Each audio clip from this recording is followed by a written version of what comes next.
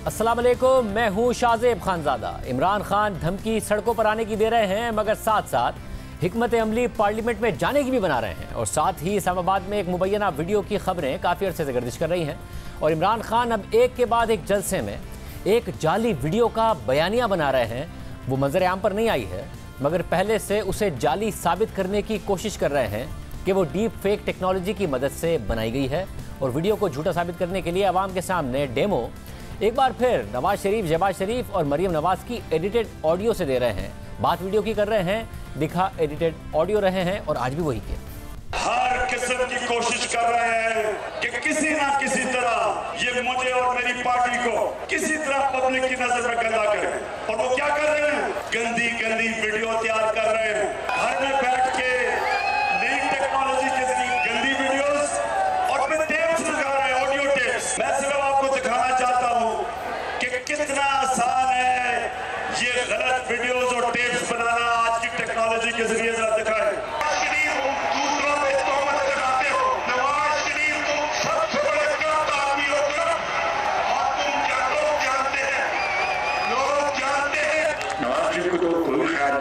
क्योंकि ये पत्थर दिल इंसान है, अगर ये फ्रॉडिया मेरा नहीं ख्याल कि शहबाज शरीफ से ज्यादा इदारों को किसी ने बदनाम किया, किसी ने उनको सियासत के लिए अपने पेटी सियासी गेन के लिए इस्तेमाल किए। इमरान खान अपने कारकुनों से कह रहे हैं कि वे इस्लामाबाद की तरफ मार्च के लिए तैयार रहें, हकीकी आज़ादी के जिहाद में हिस्सा लेने के लिए आगे बढ़ें, लेकिन खुद तहरीक इंसाफ इस्तीफों के मामले पर आहिस्ता आहिस्ता पीछे भी हट रही है।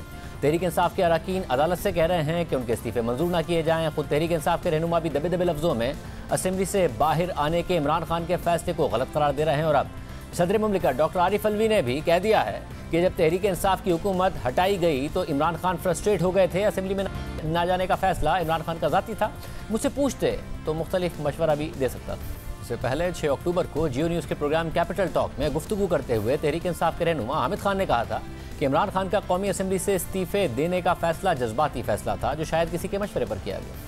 मैं तो ये बुनियादी तौर पर समझता हूँ कि एन ब्लॉक इस्तीफे देने जो थे वो मुनासिब नहीं थे और कोई सही माने में इस पर मशवरा नहीं किया गया। उस पर जल्दी में जज्बात में गालबन ये इस्तीफे ले लिए गए और किसी ने गलत मशवरा दे दिया होगा उस वक्त पार्टी लीडर को।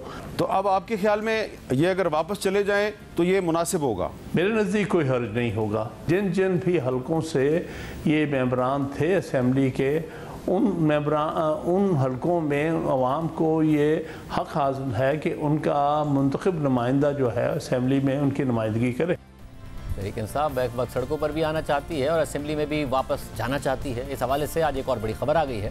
चीफ इलेक्शन कमिश्नर की ज़ेर सदारत इजलास में फैसला किया गया है कि NA 45 ज़िला कुर्रम के अलावा कौमी और सूबाई हलकों के ज़िमनी इलेक्शन 16 अक्टूबर को ही होंगे। वज़ारत दाखिला ने इलेक्शन कमीशन से दरख्वास्त की थी कि इस्लामाबाद में मुमकिन धरने और मुल्क में सैलाब की वजह से ज़िमनी इलेक्शन मुलतवी किए जाएं, जबकि तहरीक इंसाफ के 10 अरकान कौमी असम्बली ने इस्लामाबाद हाई कोर्ट से रुजू किया था कि उनके इस्तीफे मंजूर करने का स्पीकर का नोटिफिकेशन कलअदम करार दिया जाए। यानी हुकूमत और इमरान खान दोनों के सामने अब अवामी मकबूलियत का टेस्ट केस आ गया है। इसके अलावा हुकूमत फॉरेन फंडिंग केस पर अभी मुसलसल पेशरफ्त कर रही है। इमरान खान के करीबी साथी तारिक शफीक और आमिर कियानी के घर पर छापा मारा गया, जबकि तहरीक इंसाफ के बानी रुकन हामिद जमा को गिरफ्तार किया जा चुका है। और आज फॉरेन फंडिंग के इल्ज़ाम में FIA ने इमरान खान के खिलाफ भी FIR दर्ज कर ली है। और दूसरी जानिब इमरान खान के लॉन्ग मार्च से निपटने के लिए भी हुकूमत तैयारी कर रही है। वज़ारत ख़जाना का कहना है कि वज़ारत दाखिला को अमन अमान बरकरार रखने के लिए 41 करोड़ रुपए की ज़िमनी ग्रांट देने की मंजूरी दी गई है। इसके अलावा इमरान खान बार बार ये कह रहे हैं कि एस्टैब्लिशमेंट को न्यूट्रल नहीं होना चाहिए, बल्कि उनका साथ देना चाहिए, क्योंकि वो हक पर हैं और उनके सियासी मुखालिफिन बातिल पर हैं। गुज़िश्ता रोज़ फवाद चौधरी ने तो ये भी कह दिया कि एस्टैब्लिशमेंट इतनी गैर मकबूल कभी नहीं थी जितनी आज है। जब तक तहरीक इंसाफ की हुकूमत को एस्टैब्लिशमेंट सपोर्ट कर रही थी उस वक्त तक वो मकबूल थी। इमरान खान और तहरीक इंसाफ के कुछ रहनुमा मुसलसल कह रहे हैं कि एस्टैब्लिशमेंट को न्यूट्रल नहीं होना चाहिए और तहरीक इंसाफ का साथ देना चाहिए, क्योंकि इसी तरह एस्टैब्लिशमेंट मकबूल हो सकती है, वरना गैर मकबूल हो जाएगी। लेकिन कल सदर मुल्क डॉक्टर आरिफ अलवी ने यह भी कह दिया कि फ़ौज का आइन में किरदार वाज़ेह है, फ़ौज को न्यूट्रल होना चाहिए। तो अब तहरीक इंसाफ सड़कों पर आकर हुकूमत गिराने में कामयाब होगी या असेंबली में आकर हुकूमत को टफ टाइम देगी, फिर उसके बाद अगर कोई निगरान सेटअप बनता है उस सब में अपना किरदार अदा करेगी। सीनियर साहब तज़कियाकार सुहेल वड़ाई साहब और मुजीबुर रहमान शामी साहब हमारे साथ मौजूद हैं। आप दोनों का बहुत शुक्रिया। शामी साहब, हल्फ आज भी लिया इमरान खान साहब ने, आगे बढ़े जा रहे हैं, मगर कहीं ना कहीं सीनियर रहनुमा इंदिया दे रहे हैं कि वो गलत फैसला हो गया पार्लियामान से जाने का, हमें पार्लियामेंट में वापस जाना चाहिए। आपको लग रहा है कि अभी भी इमरान खान आखिरी ट्राई करेंगे हुकूमत गिराने की और उसमें कामयाब हो सकते हैं सड़कों पर आकर? देखें शाहदेव साहब, तहरीक इंसाफ के अंदर भी लगता है कि इख्तलाफ राय बड़ा शदीद हो गया है और जो भी फैसले किए हैं आज तक अपनी हुकूमत के खात्मे के बाद वो इमरान खान साहब ने शख्सी तौर पर किए हैं और आइंदा भी वो जो फैसले करने जा रहे हैं उनका कहना है कि वो उसका किसी को पता नहीं है, ये सिर्फ उनके सीने के अंदर मौजूद है कि वो किस वक्त क्या करेंगे। ऐसे हालत में लोगों में बड़ा कन्फ्यूजन फैल रहा है और वो ये सोचने पर मजबूर हैं कि वो एक बेसम सफ़र है उनका। और अगर इमरान खान साहब जो हैं वो कॉल देते हैं और अगर कोई लॉन्ग मार्च करते हैं तो उसमें उस तरह से पार्टिसिपेशन नहीं हो सकेगी जिस तरह की तवक्को की जा रही थी। और इमरान खान साहब जो हैं अब उनके खिलाफ मुकदमात की बात भी सुन रहे हैं, वो कह रहे हैं कि उनके खिलाफ फेक वीडियोस भी बनाई जा रही हैं और मुख्तलिफ लीक्स जो हैं वो भी आने वाली हैं और ये भी कह रहे हैं कि ये घड़ी जा रही हैं और मुस्लिम लीग नून उनके खिलाफ घड़ी हुई जो है वीडियो जारी करने वाली है। तो ये बड़ा एक अफरा तफरी का समा है और लग नहीं रहा कि कोई यकसुई कहीं हो गई है। तो मेरा ख्याल पीटीआई के जो लोग सोचने समझने वाले हैं वो भी परेशान है और वो समझते हैं कि वो सहरा में जा रहे हैं और कुछ मालूम नहीं कि उनके पास उन पर क्या बीतेगी।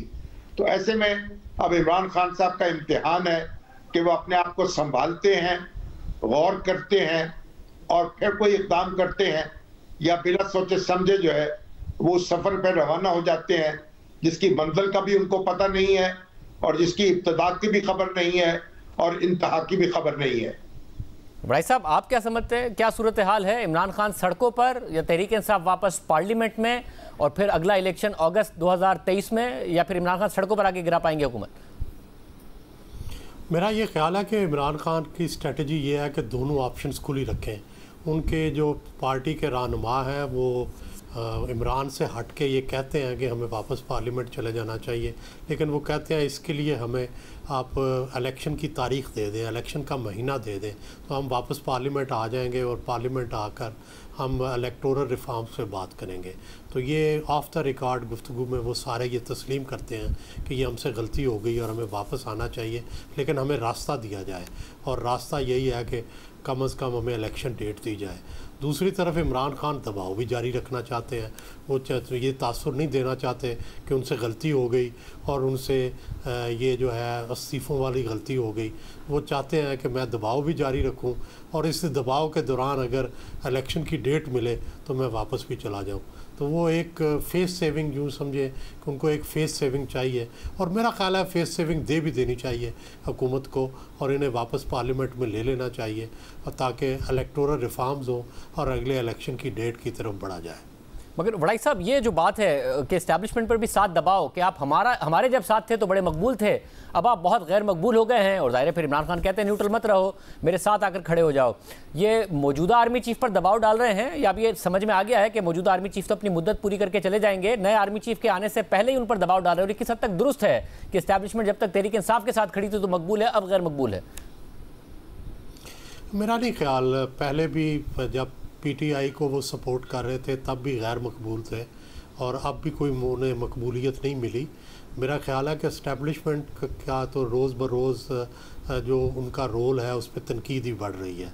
तो मेरा ख्याल है उन्हें इसलिए न्यूट्रल होना ही उनके लिए ज़्यादा मुनासिब है, चाहे इस पर तनकीद भी हो, लेकिन उनका असल रोल यही है कि वे न्यूट्रल रहें और उन्हें न्यूट्रल ही रहना चाहिए। और ये जो कहते हैं कि जी पहले बड़ी मकबूल थी, उस वक्त भी बड़ी तनकीद हो रही थी, उस वक्त भी जलसों में इसके ख़िलाफ़ बातें होती थी, लाम लिए जाते थे, बात की जाती थी, नारे लगाए जाते थे। तो क्या वो सबको लोगों को भूल गया? मुझे तो याद है यह सारा कुछ। इस्टेब्लिशमेंट बहुत गैर मकबूल थी, तो अब भी मकबूलियत के कोई इंतहा तक नहीं पहुंची, अब भी उसी तरह गैर मकबूल है और लोग शायद उनकी न्यूट्रलिटी जो है उसको अप्रिशिएट कर रहे हैं। अभी इमरान खान ना करें अप्रिशिएट, कोई बात नहीं, लेकिन प्रेसिडेंट अलवी अप्रिशिएट कर रहे हैं और हर जो बाशऊर आदमी है वो अप्रिशिएट कर रहा है कि उन्हें न्यूट्रल ही रहना चाहिए और यही मुल्क के मफाद में बेहतर है। शामी साहब आप बताइएगा, ये मौजूदा आर्मी चीफ ने तो चले जाना है 1.5 माह बाद, ये अगले आर्मी चीफ पर पहले से एडवांस में दबाव डाल रहे हैं, मकबूलियत की जो बात कर रहे हैं उसमें हकाइक आप किस हद तक देखते हैं कि जी हमारे साथ खड़े थे, हमें सपोर्ट करते थे तो बड़े मकबूल थे आप? देखें, अब तक की जो हिकमत अमली रही है इमरान खान साहब की, उसमें उन्होंने अपनी ऑप्शंस को महदूद किया है और वो अपने आप को एक बंद गली में लाते चले जा रहे हैं। तो मैं नहीं समझता कि वो कोई उनके दबाव का कोई खास नतीजा निकलेगा, या जिस तरह की बातें की जा रही हैं उससे घबरा के कोई उनके साथ मिल जाएगा या उनके पीछे आके खड़ा हो जाएगा। वो जो कुछ भी कर रहे हैं उसका एक रद्द अमल पैदा हो रहा है और रद्द अमल उनके खिलाफ यकसुई पैदा कर रहा है। इसलिए उनके लिए मुनासिब बात यही थी, और सदर आरिफ अलवी साहब ने भी आज उस तरफ इशारा कर दिया कि वो एक अपोजिशन लीडर के तौर पर असेंबली में बैठते, उनकी बड़ी ताकत होती, वो अपनी पार्लिमानी सियासत करते, जलसों में भी अपनी तवानाई का सबूत देते और जब इलेक्शन आता तो उसमें अपनी ताकत का मुजाहरा कर देते। लेकिन उन्होंने जिस तरीके से पेशकदमी की है उससे उनको कुछ भी हासिल नहीं हुआ। एनर्जी उनकी जो है ज़ाया हुई है और उनकी अपनी पार्टी में कन्फ्यूजन पैदा हुआ है और उनके जो मुखालिफ हैं वो मुज्तमे हो गए हैं। उन पर जो बेएतमादी थी वो मजीद गहरी हो गई है, उसमें कमी नहीं आ रही। तो मेरा ख्याल जूं वो इसी तरह बेसमत सफर करेंगे, उनकी मुश्किलात बढ़ती जाएंगी और उनके लिए मसाइल जो हैं वो खड़े होते चले जाएंगे। वड़ाई साहब, एक बात जो कल राना सनाउल्लाह साहब ने हमारे प्रोग्राम में कही और उन्होंने ये कहा कि जी अवाम के सामने बुरी तरह एक्सपोज हुए हैं, वो कह रहे हैं हम हल्के की सियासत को समझते हैं, हमारे हल्कों में हमें नज़र आ रहा है कि इमरान खान कितना एक्सपोज हुए हैं जब से ये ऑडियो लीक्स आई हैं कि उनका जो अमेरिका मुखालिफ और साजिश का बयानिया था वो झूठा था और अवाम को नज़र आ रहा है कि वो बहुत झूठ बोलते हैं। आपको लग रहा है वाकई कि पल्स यही है? क्योंकि इमरान खान साहब क्राउड तो पुल कर रहे हैं, 16 तारीख को इलेक्शन होना है, उससे भी काफ़ी कुछ पता चल जाएगा, मगर वो क्राउड तो अच्छा पुल कर रहे हैं। मेरा ख्याल है कि जो वक्त है ना जी, वो बहुत बड़ा हीलर है और वो वक्त जो है वो चीज़ों को एक्सपोज भी करता है। खान साहब को फ़ौरन तो फ़र्क नहीं पड़ेगा, लेकिन ये जो एक्सपोजे हो रहा है, उनकी जो चीज़ें एक्सपोज हो रही हैं, उनकी जो चीज़ों के बारे में लीक्स आ रही हैं, अल्टीमेटली इसका आवाम के जहनों पर ज़ाहिर असर पड़ेगा। और इमरान खान साहब के बारे में जो ये तासुर था कि वो इंतहाई ईमानदार हैं, बड़े स्ट्रेट फॉरवर्ड हैं, बिल्कुल वो कोई बनावट नहीं करते। अब जिस तरह के वो बयानिए बनाने के बारे में लीक्स आ रही हैं कि वो किस तरह से बनावट करते रहे हैं, मसनूईपन करते रहे हैं, इससे उनकी दूसरी साइड जो है वो एक्सपोज हुई है और डेफिनेटली इसका असर जो है आवाम पर पड़ेगा। लेकिन इसका फौरी असर नहीं पड़ता होता, बड़ा वक्त लग जाता होता है और वो वक्त जो ज़ाहिर है कई महीने हैं। अगर इसी तरह एक्सपोज होते रहे तो डेफिनेटली हल्कों पर भी इनका असर पड़ेगा, लेकिन फौरी असर नहीं। इसके लिए वक्त लगता है, लोगों को तक ट्रैवल करने में, लोगों तक अंडरस्टैंड करने में, लोगों तक एक्सपोज होने में वक्त लगता है। शामी साहब, अगर आपने माजी में देखा है इमरान खान साहब के 35 पंक्चर का इल्ज़ाम हो, फिर 2013 में इलेक्शन धांधली का इल्ज़ाम हो, उन्होंने जुडिशल कमीशन की इंक्वायरी का मुतालबा किया, उसमें साबित हो गया कि कोई मुनज़्ज़म धांधली नहीं थी। 35 पंक्चर पर उन्होंने खुद ने कह दिया कि वो तो ऐसे ही सियासी बयान मेरी तरफ से दे दिया गया था। फिर जो उन्होंने अरबों की करप्शन के मुख्तलिफ लोगों पर इल्ज़ाम लगाए, परवेज़ इलाही साहब को डाकू कहा, उन्हें पार्टी में शामिल कर लिया, कोई 300 अरब रुपये के इल्ज़ाम लगाए कि फ़लाँ की फ़लाँ जगह प्रॉपर्टी है, फ़लाँ ने मुझे रिश्वत ऑफर की है, किसी का कोई सबूत नहीं दिया, कुछ साबित नहीं किया। आपको लगता है ये जो अमरीकी साजिश वाला मामला है उससे उनकी कोई क्रेडिबिलिटी उनके वोटर सपोर्टर में कम हो जाएगी, वो उन्हें झूठा समझने लगेगा, आवाम की पल्स बदल जाएगी? क्योंकि माजी में उनके मुतादिद झूठे इल्जामात हैं जो गलत साबित हो गए और वो फिर आगे बढ़ गए। देखें, एकदम तो किसी भी लीडर के फॉलोअर्स उसको झूठा नहीं समझते और वो एक इसमें लंबा अरसा लगता है उसके इमेज को नुकसान पहुंचते। लेकिन जब एक दरार पड़ जाए और एतमाद मुतज़लज़ल होना शुरू हो जाए तो फिर उसके असरात मरतब होते हैं। हम माजी में भी देख चुके हैं, एक ज़माने में हमारे जो पॉपुलर लीडर्स हुआ करते थे वो कोई भी बात कह देते थे, लोग उसमें तालियां बजाते थे, लेकिन बाद में फिर ऐसे औकात भी आए कि उनकी सीधी सादी बात जो है उसको भी कबूल नहीं किया जाता था। तो इस वक्त जो खास साहब जो है वो एक बड़ा रिस्क ले रहे हैं और जो चीज़ें उनके बारे में आती चली जा रही हैं और जो एक किस्म की यलगार जो है जो मुतवक्को है, और अगर उनके खिलाफ कोई इक़दाम भी होते हैं, मुकदमे बनते हैं, FIR दर्ज होती हैं, लीक्स होती हैं, तो फिर जाहिर है कि उनको आहिस्ता आहिस्ता वो उनकी साख इससे मजरू होगी। और फिर एक बात ये भी देखिए कि किसी पार्टी की असल ताकत जो है उसके मेंबर्स नहीं होते, उसके जो कोर मेंबर्स हैं वो तादाद में कम होते हैं, वो जो लोग दरमियान में होते हैं वो बड़ी तादाद में होते हैं और वही डिसाइसिव होते हैं। वो लोग जो हैं वो मुतज़ब्ज़ब होते चले जाते हैं, तो उसके नतीजे में फिर जो ताकत है वो सिमट जाती है। तो जितने भी जो मुतशद्दद हामी हैं वो जितनी भी हमायत करते रहें फिर वो आइसोलेट हो जाते हैं। तो मेरा ख्याल ये एक सफ़र है जो एक वक्त लेता है, लेकिन मेरा ख्याल बिल आखिर इसके नतीजे में बहुत कुछ हो जाता है जो सोचा जा रहा होता है और बहुत कुछ नहीं हो पाता जिसकी लीडर तवक्को कर रहे होते हैं। तो बड़ा साहब 16 तारीख की फिर जो बाई इलेक्शन इसमें ज़ाहिर है तमाम में इमरान खान साहब खुद ही खड़े हुए हैं तकरीबन, उसमें एक फेयर चांस है खान साहब के भी जीतने का, ऐसा नहीं है कि कोई पल्स बदल गई है जो कि नून लीग को उम्मीद है? जी नहीं, अभी मेरा ख्याल है कोई पल्स नहीं बदली, अभी पल्स वही है, इतनी जल्दी नहीं बदलेगी। लेकिन अलबत्ता 2-3 चीज़ों पे नून के बारे में तासर कुछ बेहतर हुआ है। एक तो उनकी जो एफ़र्ट है इंटरनेशनल, चाहे वो UNO में हो चाहे मुख्तलिफ मुल्कों में हो, शहबाज शरीफ साहब की बहुत ज़्यादा एफ़र्ट, बिलावल की बहुत ज़्यादा एफ़र्ट, इसके बारे में अप्रिसिएशन हो रही है।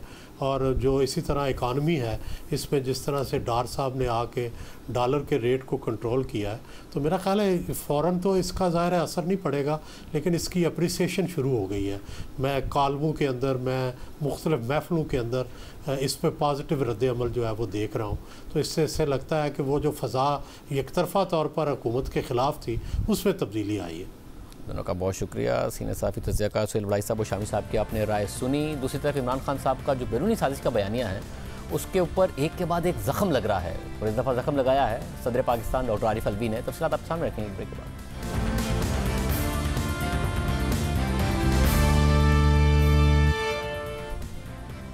इमरान खान ने अपने अमरीकी साजिशी बयानिए पर सवाल उठाने वालों को झूठा, गद्दार, एजेंट और बिकाऊ कहा और आज ये बार बार साबित हो रहा है कि ये पूरा का पूरा बयानिया सरीहन झूठ पर मबनी था। खुद इमरान खान के अल्फाज में एक सियासी खेल था और इससे सदर मुमलिकत भी मुतमईन नहीं है।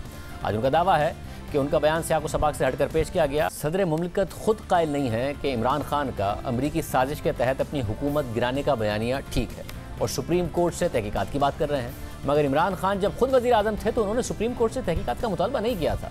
जब तक इमरान खान खुद हुकूमत में रहे उन्होंने जुडिशल कमीशन बनाने के लिए कुछ नहीं किया, हालांकि वो बतौर वज़ीर आज़म ऐसा कर सकते थे। इमरान खान 9 अप्रैल तक वज़ीर आज़म रहे मगर उन्होंने कोई ख़त चीफ जस्टिस को तहकीकात के लिए नहीं लिखा, बल्कि खुद इमरान खान की काबीना ने 8 अप्रैल को एक फ़ैसला किया कि इस मामले की तहकीकात के लिए एक कमीशन कायम किया जाएगा और जिसकी सरबराही lieutenant general retired Tariq Khan करेंगे। आज काबीना ने lieutenant general retired Tariq Khan की सरबराही में ये कमीशन तश्कील दिया है, जिसको ये कहा गया है कि वो इस सारे मामले के पीछे छुपे करैक्टर्स को, उनके मामलात को इन्वेस्टिगेट करे। तहरीक इंसाफ ने आज़ाद जुडिशल कमीशन बनाने के लिए उस वक्त तक चीफ जस्टिस को नहीं लिखा, बल्कि अपनी मर्जी का कमीशन बनाकर जनरल रिटायर्ड तारिक खान को इसका सरबराह बना दिया, जो अपनी तहरीर में पहले ही मुबैना बैरूनी साजिश से मुतालिक एक पोजीशन ले चुके थे और अपोजिशन रहनुमाओं को मस्खरा करार दे चुके थे और ये लिख चुके थे कि तीनों मस्खरे जो इसके जिम्मेदार हैं उन्हें फौरी तौर पर गद्दारी के मुकदमे में गिरफ्तार करना चाहिए। यानी कि एक ऐसा शख्स जो पहले ही अपोजिशन जमातों के खिलाफ इस किस्म के अल्फाज इस्तेमाल कर रहा था, तहरीक इंसाफ उसी से इस साजिशी बयानिए की तहकीकात कराना चाहती थी। तो सोचिए कितनी मेरिट पर तहकीकात कराना चाहती थी। मगर बाद में जनरल तारिक ने भी कमीशन की सरबराही से मदद कर ली थी और तहकीकात का मामला वहीं ख़त्म हो गया था। जब बार बार ये झूठ बोला गया तो 14 अप्रैल को DG ISPR major general Babar Iftikhar ने वाज़ेह तौर पर कहा कि कौमी सलामती कमेटी के एलामिये में साजिश का लफ्ज़ ही नहीं है, डिमार्च सिर्फ साजिश पर नहीं किया जाता। और उसके बाद 22 अप्रैल को वज़ीर आज़म शहबाज शरीफ की ज़ेर सदारत कौमी सलामती कमेटी का इजलास हुआ, जिसके एलामिये में कहा गया कि प्रीमियर सिक्योरिटी एजेंसीज़ ने एक बार फिर कमेटी को बताया कि उन्हें किसी साजिश का कोई सबूत नहीं मिला, लिहाजा कौमी सलामती कमेटी यह करार देती है कि कोई बैरूनी साजिश नहीं हुई है। इसके बाद 14 जून को भी DG ISPR ने वाज़ेह बयान दिया था, साफ कह दिया था कि कौमी सलामती कमेटी के इजलास में बताया गया था कि कोई साजिश नहीं हुई है और एजेंसीज ने बाकायदा तौर पर रिपोर्ट दी थी। इसके बावजूद इमरान खान सुप्रीम कोर्ट को अवामी जलसों में मुखातिब करके बार बार कहते रहे कि वो नोटिस ले, मगर सुप्रीम कोर्ट जुलाई में ही डिप्टी स्पीकर की रूलिंग के केस के फैसले में इमरान खान के मुबैना अमरीकी साजिशी बयानिए पर तफसील से बात कर चुकी है। 13 जुलाई को सामने आने वाली तफसीली फैसले के मुताबिक जब हुकूमत ने कौमी सलामती को अपने उस फैसले को बरकरार रखने के लिए एक दिफा के तौर पर पेश किया जो बादियों नज़र में एक गैर आइनी फैसला है, तो हुकूमत पाबंद है कि वो अपने इस दिफा की हकीकत को साबित करे और ऐसा करने के लिए हुकूमत को सबूत पेश करने होंगे ताकि वो कानूनी जांच पड़ताल से बच सके। लेकिन यहाँ हुकूमत ने कौमी सलामती और बैरूनी मुदाखलत के दावे के दिफा का सारा केस सिर्फ एक साइफर पर रखा, जिसका मवाद ना हमें दिखाया गया और ना ही कौमी असम्बली के उन अराकीन को दिखाया गया जिन पर इल्ज़ाम लगाया गया कि वो इस बैरूनी साजिश में मुलविस थे। ना ही कोई दीगर सबूत हमारे सामने या कौमी असम्बली के सामने रखे गए, ना ही कौमी असम्बली के अराकीन के नामों की तफसीलात दी गई जिन पर साजिश और दीगर अराकीन या सियासी जमातों को तहरीक अदम एतमाद के हक़ में वोट देने के लिए मुबैना लालच या जबर इस्तेमाल करने का इल्ज़ाम है। अदालती फैसले के मुताबिक डिप्टी स्पीकर ने अपोजिशन जमातों के अराकीन से मुतालिक जो तासुर दिया था कि वो वज़ीर आज़म के खिलाफ साजिश में मुलविस हैं और इस हवाले से उन्होंने जो तफसीली वजूहात बताई थी उनमें इबहाम है। 7 मार्च 2022 को साइफर मिलने के बावजूद इसमें मौजूद मालूमात की हुकूमत ने तहकीकात नहीं करवाई और ना ही 28 मार्च और 31 मार्च को होने वाले कौमी असम्बली के इजलास में इसके मवाद की तरफ इशारा किया गया और ना ही अपोजिशन जमातों के खिलाफ लगाए जाने वाले इल्ज़ामात उनके सामने रखे गए। और ये सिर्फ उस वक्त हुआ जब 3 अप्रैल को तहरीक अदम एतमाद ऑर्डर ऑफ द डे के मुताबिक वोटिंग के लिए असम्बली में फिक्स हुई तो वजीर कानून ने पहली दफा ये मामला कौमी असम्बली में उठा दिया और डिप्टी स्पीकर से कहा गया कि वो तहरीक अदम एतमाद की आईनी हैसियत पर फैसला करें। अदालती फैसले के मुताबिक 2 अप्रैल को वजीर कानून फवाद चौधरी ने बयान दिया कि काबीना ने इस हवाले से कमीशन कायम करने की मंजूरी दी है ताकि मुबैना बैरूनी साजिश की तहकीकात करवाई जाए और हुकूमत का यह फैसला खुद बादी नज़र में मौजूदा सबूत के नाकाफी होने की तरफ इशारा करता है। इसलिए नाकाफी मवाद की वजह से हम इस इस्तदा को मंजूर करने और उसकी मेरिट पर फाइंडिंग जारी करने से कासिर हैं। अदालती फैसले के मुताबिक मुदाखलत से मुतालिक जो वाहिद मालूमात हमारे सामने मौजूद है वो डिप्टी स्पीकर की राय है कि एक बैरूनी रियासत पाकिस्तान की सालमियत के खिलाफ साजिश कर रही है, लेकिन ना ही डिप्टी स्पीकर की रूलिंग और ना ही उनकी तफसीली वजूहात ये दावा करते हैं कि साइफर से यह जाहिर होता है कि अपोजिशन जमातों के किसी भी रुकन ने वजीर आज़म और उनकी हुकूमत को घर भेजने के लिए किसी बैरूनी रियासत से रब्ता किया और इस हवाले से काबिल एतमाद सबूत की अदम मौजूदगी में अदालत को हुकूमत का यह दिफा कबूल नहीं कि डिप्टी स्पीकर की तरफ से आइन के आर्टिकल 95 की खिलाफ वर्जी को कौमी सलामती के नाम पर अदालती जांच पड़ताल से तहफ़्फ़ुज़ हासिल है। अदालती फैसले के मुताबिक हुकूमत का यह मौक़िफ़ है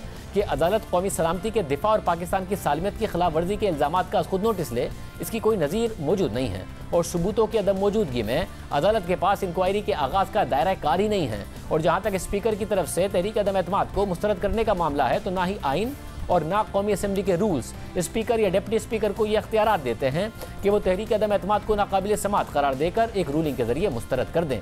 इस फैसले के बाद इमरान खान ने सुप्रीम कोर्ट पर जलसों में भरपूर तनकीद की थी। बैरूनी साजिश का यह सारा झूठ उस वक्त घड़ा गया जब वज़ीर आज़म इमरान खान के खिलाफ तहरीक अदम एतमाद कौमी असम्बली में मौजूद थी। इसी झूठ की बुनियाद पर उस वक्त के डिप्टी स्पीकर कासिम सूरी ने 3 अप्रैल को एक लिखी हुई रूलिंग पढ़ी थी और तहरीक अदम एतमाद को वोटिंग कराए बगैर खुद ही मुस्तरद कर दिया था।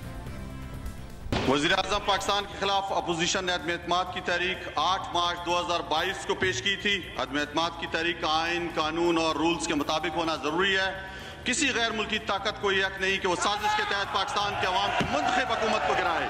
वज़ीर कानून ने जो नुकात उठाए हैं वो दुरुस्त है, वैलिड है। लिहाजा मैं रूलिंग देता हूँ कि अदम एतमाद की करारदाद आइन और कौमी मुख्तारी व आज़ादी से मुनाफी है और रूल्स और ज़ाब्ते के खिलाफ है। ये करारदाद में मुस्तरद डिसअलाउ करने की रूलिंग देता हूँ। ईवान की कार्रवाई फ़रोग़ की जाती है। फरमान में इस्लामी जमहूरिया पाकिस्तान के दस्तूर के आर्टिकल 54 की शिक 3 के तहत तजवीज़ करदा इख्तियारात को बरवेकार लाते हुए कौमी असम्बली का जुमा 25 मार्च 2022 को तलब करदा इजलास इसके काम के अख्ताम पर बाज़रिया हाज़िर बर्खास्त करता हूँ। हज़रत कैसर, स्पीकर कौमी असम्बली। फिर उसी दिन इमरान खान ने सदर मुमलिकत को एडवाइस देकर कौमी असम्बली ही तहलील करवा दी थी, लेकिन फिर जब सुप्रीम कोर्ट ने डिप्टी स्पीकर की रूलिंग के खिलाफ फैसला दिया तो उस वक्त के स्पीकर कौमी असम्बली असद कैसर ने 9 अप्रैल को ऐवान में आकर इस्तीफा दिया और बताया कि नई दस्तावेज मेरे पास है, लेटर पहुंच गया है, काबीना ने भेजा है। तजवीज़ात जो मुझे मेरे पास है, मेरे पास ये लेटर पहुंच गया है, कैबिनेट ने भेजा है। मैं अपोजिशन लीडर से भी रिक्वेस्ट करूंगा, मेरे रिकॉर्ड में ये पड़े रहेगा सेक्रेटरीट में, अगर वो खुद इसको देखना चाहें तो वो देख सकते हैं। और मैं सुप्रीम कोर्ट चीफ जस्टिस को भी लेटर में भेजूंगा। मैंने फैसला किया है कि मैं स्पीकर के ओहदे पे मजीद नहीं रह सकता और मैं अपने ओहदे से इस्तीफा देता हूँ।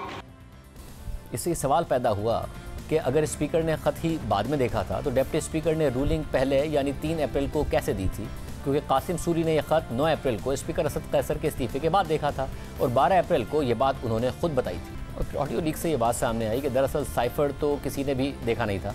एक मीटिंग के मिनट्स थे जिनकी बुनियाद पर एक आइनी तहरीक अदम एतमाद को सबूतात कर दिया गया, कौमी असम्बली को तहलील कर दिया गया और मौजूदा हुकूमत को गैर आइनी और इम्पोर्टेड कह दिया गया। इसके बावजूद इमरान खान सुप्रीम कोर्ट को अवामी जलसों में मुखातिब करके बार बार कहते रहे कि वो नोटिस ले, मगर सुप्रीम कोर्ट जुलाई में ही डिप्टी स्पीकर रूलिंग केस के फैसले में इमरान खान के अमरीकी साजिशी बयानिए पर तफसील से बात कर चुकी है, जो हमने आपके सामने रख दी है। हम एक ब्रेक शामिल करते हैं, एक और आम खबर इस पर बात करेंगे एक ब्रेक के बाद। गर्मियों में बिजली की लोड शेडिंग भुगतने के बाद अवाम सर्दियों में गैस के बहरान के लिए तैयार हो जाएं। खुद वज़ीर आज़म शहबाज शरीफ ने इसका इंदिया दे दिया है। हुकूमत अवाम को खाने पीने के औकात में गैस की फराहमी का इंदिया दे रही है, मगर गुज़िश्ता बरस भी दावे के बावजूद ऐसा नहीं हो सका था। गुज़िश्ता बरस के तजर्बे से वाज़ेह है कि इन औकात में भी अवाम को कम प्रेशर के साथ ही गैस मिलेगी और बहरान का सामना होगा। इंडस्ट्री को भी बहरान का सामना हो सकता है। जून के बाद से बार बार टेंडर करने के बावजूद हुकूमत को LNG नहीं मिल पाई है, स्पॉट पर नहीं मिल पाई है। तारीख के बुलंद तरीन रेट्स पर भी LNG के सप्लायर्स दस्तयाब नहीं हैं। रूस यूक्रेन जंग की वजह से और रूस पर पाबंदियों के बाद मार्केट में LNG के सप्लायर से अमीर मगरबी ममालिक गैस खरीद चुके हैं। पाकिस्तान को ना स्पॉट टेंडर पर गैस मिल रही है और हुकूमत ने 2023 से 2028 तक 6 साल के लिए 72 LNG कार्गोस के टेंडर किए, तो भी कोई सप्लायर दस्तयाब नहीं हुआ। और सर्दियों में तवील मुद्दती मुआहदों के तहत ही 8 से 9 कार्गोस दस्तयाब होंगे। खुद वज़ीर आज़म शहबाज शरीफ ने इस हवाले से कल बात की। 24 अरब डॉलर की हमने अखराजात किए हैं अपने जो एनर्जी की नीड्स को इंपोर्ट करने के लिए, चाहे वो गैस है। अब गैस तो हमारी जो बसात से बाहर है, इतनी महंगी हो चुकी गैस कि उसको हम बहुत कोशिश कर रहे हैं, लेकिन अभी तक गैस का इंतज़ाम ना हो सका। वज़ीर आज़म ने कहा। मुसद्दिक मलिक साहब हमारे साथ मौजूद हैं। मुसद्दिक मलिक साहब, बहुत शुक्रिया मशहूर ज्वाइन करने के लिए। ज़ाहिर आपकी वजारत है, वज़ीर आज़म खुद कह रहे हैं कि कोई इंतज़ाम नहीं हो सका, हमने कोशिश की, तो अब होगा क्या? क्योंकि खबरें तो आ रही हैं कि आवाम को कम से कम जो खाने पीने के औकात हैं उसमें गैस दी जाएगी, मगर इम्कानात उसके भी कम ही हैं। पिछले साल भी वादा किया गया था, प्रेशर कम था। आप लोग ना स्पॉट पर जून के बाद कोई टेंडर में किसी LNG का इंतजाम कर सके हैं। दुनिया में महंगी है, अवेलेबल भी होती तो पता नहीं आप ले पाते ना ले पाते। जनवरी के महीने के लिए और दिसंबर के महीने के लिए, दोनों महीनों के लिए एक एक इजाफी कार्गो हमारे पास अब मौजूद है। तो इस वजह से जनवरी और फरवरी, जनवरी में पिछले साल हमारे पास 9 कार्गो थे LNG के, इस साल 10 कार्गो होंगे। अनथक मेहनत की शहबाज शरीफ साहब ने जो की, और बारहा जो उन्होंने कतर के विज़िट्स किए, और 3 मरतबा तो उन्होंने मुझे भेजा और दीगर लीडरान को भेजा, वज़ीर दिफा को भेजा। इस तमाम काविशों के बाद एक इजाफी कार्गो जो है वो जनवरी के महीने के लिए हमें मिल गया है कतर से। हम गर्मियों में जो अपना कार्गो है उसको हमने मूव करके जनवरी में कर लिया है। और पिछले साल हमारे पास 9 कार्गो थे, 8 कार्गो थे फरवरी के महीने में। इस साल हमारे पास 9 कार्गो होंगे। अभी तक ENI ने हमें कंफर्म कर दिया है कि वो डिफॉल्ट नहीं करेंगे फरवरी के महीने में। तो पिछले साल फरवरी में नहीं करेंगे, दिसंबर जनवरी में भी नहीं करेंगे, या सिर्फ फरवरी में नहीं करेंगे क्योंकि वो ऑफ एंड ऑन कर रहे हैं मुख्तलिफ महीनों में डिफॉल्ट। जी वो नवंबर के अंदर हमें देंगे और फिर दिसंबर में देंगे और फिर फरवरी में देंगे, जनवरी में डिफॉल्ट करेंगे। बाकी महीनों में यानी नवंबर दिसंबर में तो हमारे पास उतनी गैस होगी जितनी तकरीबन पिछले साल थी। LNG की बात कर रहा हूं। मगर जनवरी और फरवरी में हमारे पास पिछले साल के मुकाबले में एक एक इजाफी शिप होगी, एक एक इजाफी कार्गो होगा, जिसका इंतजाम कर दिया गया। और मैं दोबारा से बहुत शुक्रिया अदा करना चाहता हूं वज़ीर आज़म साहब का, जिन्होंने बहुत मेहनत की। पिछले साल भी थी, अगर उतनी ही होगी अगर 2 महीनों में, तो भी शॉर्टफॉल ही होगा ना। क्योंकि एक तो मसला यह है कि पिछले साल होने के बावजूद जितनी थी उस पर भी शॉर्टफॉल था, लोगों के घरों में चूल्हे नहीं जल रहे थे, इंडस्ट्री अलग शिकायत कर रही थी। अगर इस साल उतनी होगी तो हमारी जो LNG उतनी दस्तयाब होगी, तो डोमेस्टिक गैस तो हर साल कोई 10% से डिप्लीट कर रही है, तो डोमेस्टिक सप्लाई 10% से कम होगी, यानी कि शॉर्टफॉल ज़्यादा बड़ा ही होगा ना, कम तो नहीं होगा। नहीं, इस साल हमारे पास पिछले साल से ज़्यादा गैस है। सर्दियों में पिछले साल के मुकाबले में हम ज़्यादा गैस इकट्ठी कर चुके हैं। ये तो मैं नहीं कह सकता कि 100%, यानी आप जिस तरह पानी बहता है उस तरह, वैसे तो पाकिस्तान में पानी भी कभी बहता है कभी नहीं बहता, मगर जिस तरह पानी बहता है उस तरह गैस होगी। मगर थोड़ी सी कर्टेलमेंट के बाद हम अपनी जो ज़रूरियात हैं घरेलू सार्फिन की वो पूरी कर सकेंगे। हमें हो सकता है, और इसके लिए मुझे मुशावरत करनी होगी, और मैं इंशाल्लाह जो हमारे इंडस्ट्रियलिस्ट हैं उनसे मुशावरत करूँगा कि कैप्टिव गैस जो है हमें हो सकता है उनसे मशवरे के बाद कंटेन करनी पड़े थोड़ी बहुत। यानी उसकी वजह ये है कि कैप्टिव वो गैस है जो बिजली बनाने के लिए इस्तेमाल होती है। जो गैस तो कारखाना चलाने के लिए इस्तेमाल होती है वो तो बरहक है, वो तो 100% उनको मिलेगी। मगर वो गैस जो कारखाने लेते हैं बिजली बनाने के लिए, यानी वापडा की बिजली ना लें और ख़ुद अपने यूनिट्स के अंदर बिजली बनाएं, उसमें भी हम उसे बंद नहीं करेंगे, मगर उनकी मुशावरत के बाद हो सकता है हमें थोड़ी सी कंटेनमेंट करनी पड़े ताकि घरेलू सार्फिन को सहूलत मिले। अक्टूबर का तकरीबन मिड आ गया है। मैं आपसे कहूँगा कि आप देख के दावा कीजिएगा, क्योंकि उसके बाद अवाम के बाकायदा तौर पर चल रहे होंगे प्रोटेस्ट और नज़र आ रहा होगा कि आवाम को गैस नहीं मिल रही है, इंडस्ट्री भी कह रही होगी गैस नहीं मिल रही है। आप उनसे कह तो रहे हैं कि कैप्टिव के लिए ना लीजिएगा, मगर फिर वही मसला खड़ा होगा जो हर साल खड़ा हो जाता है कि हमारी प्रोसेस गैस है और हम उसमें इस्तेमाल करते हैं, कैप्टिव हमने साथ लगाए हुए हैं, और फिर वो हुकूमत को भी मजबूर कर रहे होते हैं और हुकूमतें घुटने टेक देती हैं। तो ये सारा का सारा क्राइसिस दोबारा क्रिएट हो रहा होगा। आप कह तो रहे हैं और बड़े कॉन्फिडेंस से कह रहे हैं कि नहीं होगा, क्राइसिस पैदा हो रहा होगा। नहीं, देखिए, मैंने आपसे पहले कहा है कि कुछ कमी तो होगी जिसे हम कंटेन करेंगे, मगर इंशाल्लाह क्राइसिस नहीं पैदा होने देंगे। मैंने आपको ये भी बताया है कि 100 MMCFD इजाफी कार्गो, यानी जनवरी में भी 100 MMCFD इजाफी है और फरवरी में भी 100 MMC इजाफी है। अच्छा, मुझे ये बता दीजिए कि जो कीमतें हैं उसकी भी ओगरा की समरी आई हुई है, मगर वो नहीं उनको बढ़ाया गया है कि तकरीबन 40 से 45%। तो कीमतों में तो इजाफा ही होगा ना, गैस की कीमतों में इजाफा आप कब नोटिफाई करेंगे? ऑर्डिनेंस के तहत तो हो जाना चाहिए था, मगर नहीं हुआ है। जी, इस वक्त हमारी पूरी कोशिश है कि गैस की कीमत जो घरेलू सार्फिन जो आम लोग हैं, बिल्कुल उनके ऊपर बल्कि हमें हुक्म दिया गया है कि आप इसको प्लान करें, किसी ऐसे तरीक़ेकार से प्लान करें कि कम से कम जो घरेलू सार्फिन जो गरीब लोग हैं, जो घर में चूल्हा जलाते हैं या थोड़ी बहुत गैस इस्तेमाल करते हैं, उनके ऊपर एक टेडी पैसे का इजाफी बोझ ना पड़े। तो ये जो थोड़ा डिले भी है वो उस स्ट्रैटेजी को मुरतब, उसकी तफासील जो हैं वो तय की जा रही हैं, जिसके तहत इंशाअल्लाह अगर अल्लाह ने करम किया और हमें कामयाबी हुई तो हम तकरीबन 70-80% जो घरेलू सार्फिन हैं कोशिश करेंगे उनको पर एक पैसे का भी इजाफी बोझ नहीं पड़े। हमारे यहाँ एक साइकिल भी है जिसकी वजह से थोड़ा डिले है। हमारे यहाँ एक साइकिल ये नजर आता है क्योंकि डिमांड जो है वो ज़्यादा इंडस्ट्रियल ड्रिवन नहीं है, तो सर्दियों में जो बिजली की डिमांड है वो बहुत नीचे चली जाती है, गर्मियों में बहुत ज़्यादा होती है, और इतना बड़ा गैप आमतौर पर ममालिक में होता नहीं है, मगर क्योंकि हमारी जो बिजली की ज़्यादा डिमांड है वो इंडस्ट्री ड्रिवन नहीं है। तो आपको ऐसी पॉलिसी ला रहे हैं जो गुज़िश्ता हुकूमत लेके आई थी कि कम से कम बिजली के टैरिफ में आप रिलीफ दें ताकि लोग गीज़र वगैरह, हीटर्स वगैरह बिजली पर चलाएं, और गैस का जो शॉर्टफॉल है वो उतना ना हो रहा हो, उतना क्यूट ना हो जितना हो जाता है। जी हाँ, आज बड़ी तफसील से इस पे काबीना में बहस भी हुई है और एक प्लान भी वज़ीर आज़म साहब के पास पेश किया गया है कि हमने कॉन्जर्वेशन की तरफ कैसे जाना है और हमने कैसे आहिस्ता आहिस्ता, यानी देखें ना हमारी गैस की प्रॉब्लम क्या है, एक ऐसा एसेट जो हमारे पास है ही नहीं वो हम बेच देते हैं, और जब बेच देते हैं तो फिर जब हमारे पास नहीं होता तो कहते हैं कि अब क्या करें, तो फिर कहते हैं चलें बाहर से ले आते हैं। बाहर से जिस भाव मिलता है उस भाव कोई ख़रीद नहीं सकता, तो फिर हम मिनिस्ट्री ऑफ फाइनेंस की तरफ देखते हैं कि भाई इस भाव तो कोई नहीं ख़रीद सकता, तो अब पैसे आप दे दें। तो मिनिस्ट्री ऑफ फाइनेंस के लिए बहुत सी मुश्किलात पैदा हो जाती हैं। तो कुछ मुश्किलात तो पैदा होती रहेंगी थोड़ी देर तक, जब तक हम इसको स्टेबलाइज नहीं कर लेते, मगर ये एक मुश्किल मामला है और इसका जो आपने हल बताया है ये तजवीज़ इस वक्त ज़ेर बहस भी है और इस पर बहुत ज़्यादा एग्रेसिवली काम भी हो रहा है, मगर इसमें थोड़ा रवैया की तब्दीली का भी मामला है। यानी लोगों को आदत है कि गैस से गीज़र चला लें और गैस चलती रहती है, आपने घरों में देखा है कि किस तरह गैस इस्तेमाल होती है।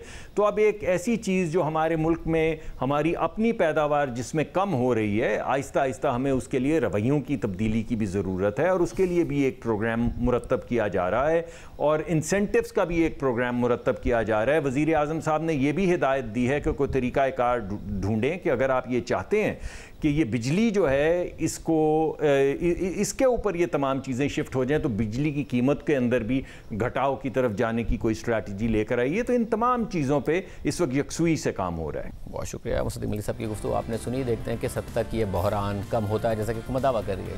अल्लाह हाफ़िज़।